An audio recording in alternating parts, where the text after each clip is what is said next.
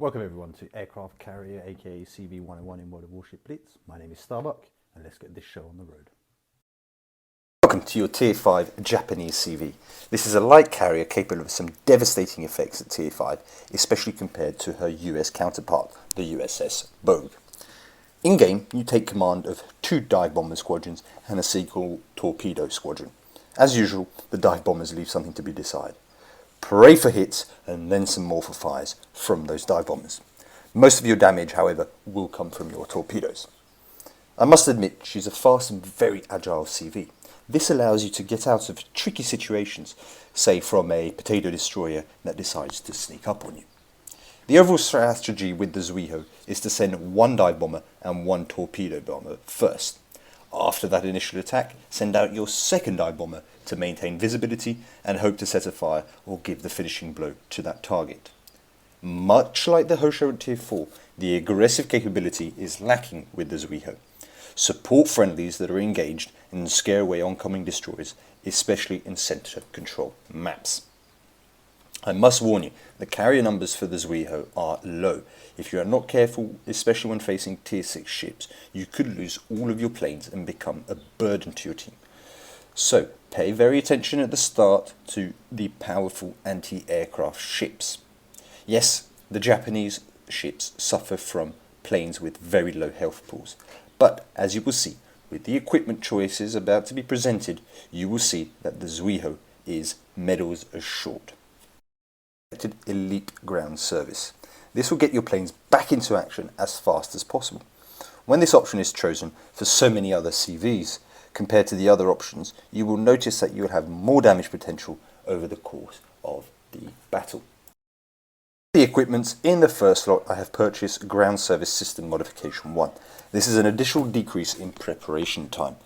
I like to think of it as the speedy attack wave. Your planes, upon returning, will be back out in approximately 10 seconds. You are sending out plane after plane after plane after plane until you run out. In the second slot, it is Propulsion Modification 1 to boost your acceleration to get out of tricky moments even faster. The third slot is Torpedo Defense Modification 1 to stop potential destroyers and CV snipers from ruining your battle too quickly. With the equipments and intro all completed, let's see how it goes in battle. So, in this battle we have a Tier 4, Tier 5 situation. We're up against a Bogue. I would call it more or less ideal situation for my CV. There's only 1 destroyer, so the threats aren't too massive. It's a base capture map, so it's really going to be focusing on those priority targets that are being focused by my friend. So, as per usual with CVs, let's gently move a little closer to the action to really increase the, or to decrease the distance between our planes and the enemy ships. So, I'm sent out 1 dive bomber and 1 torpedo bomber. Let's go scout out. There's that nice emerald. What I've done here is use the return key to reposition myself. Oh, very lucky, got myself a fire. He's used his damage control kit. What I'm going to do is spin my torpedo bombers into this perfect corner here. And that's all 3 that have hit. So I've caused quite some damage. I've managed to set 2 fires on that emerald in the end. And now there's going to be some form of damage over time on that emerald because of the fire that came after the damage control kit was used. So you still have to pay attention very much to how your opponents are reacting to your planes. So while staying in movement close to the action, we really need to assist our friends here. So that emerald has also received once again another bomb.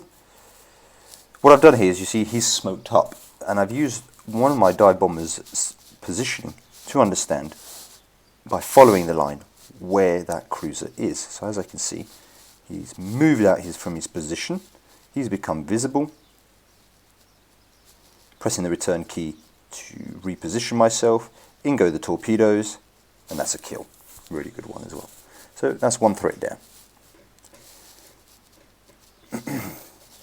So that Janway has come into close proximity of me, and now it's time to take it down as fast as possible. Got lucky there with 1 hit. Hopefully when my planes come back we can send them back out very quickly. So I'm reversing, I'm paying attention to that situation. Yes, he's scary, but not that scary. I'm fast, even in reverse. You see, 14 knots, more or less. I can use my guns, I can send out my bombs. They seem to be having a very good game here, with each one not missing at the moment. Great position with my torpedoes, bit of distance to take into consideration potential changes in the destroyer's movement. And 1, 2 hits. Excellent. He's now below half health. Hopefully my friends can sort him out to assist me. Come on, finish him off, please. Yes, I'm going to eat a couple of torpedoes. Great hit. So nothing too scary. And now we can re-target a new ship. That Kuma's made a horrible mistake because, well, he's just advanced far too far forward. What's the point of charging that cap? So it's time to punish him. Module's damaged. Look at that, I'm already at 30k damage after not even 3 minutes of battle, especially at this tier. And just assuring the kill. Fantastic. It's now time to target the other enemies. It would seem that my friendlies have gone on themselves a bit of an excessive charge.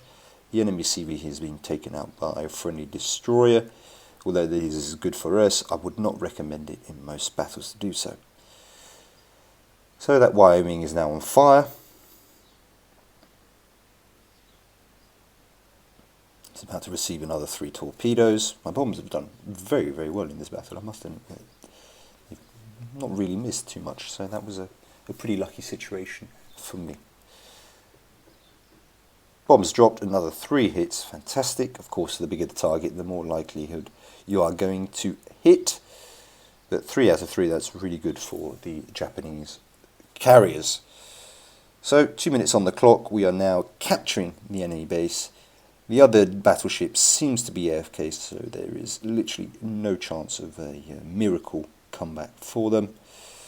I've taken minimal damage in this battle. Now it's just more of a question of farming that damage. And then there we go, with our torpedo bombers, we get the kill, the Koenig falls, and voila. MVP for Starbuck. Excellent game.